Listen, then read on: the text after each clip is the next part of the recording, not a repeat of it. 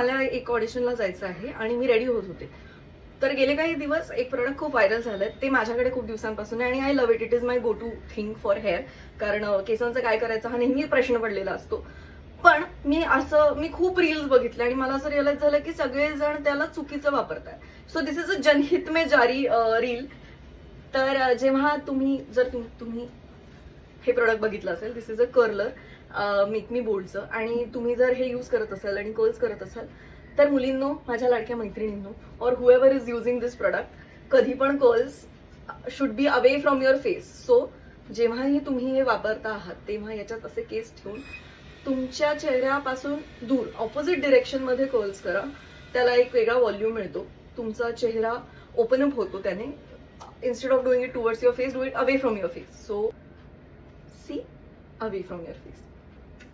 आता मी पटकन पूर्ण हेअर संपवते आणि जाते. Okay, bye.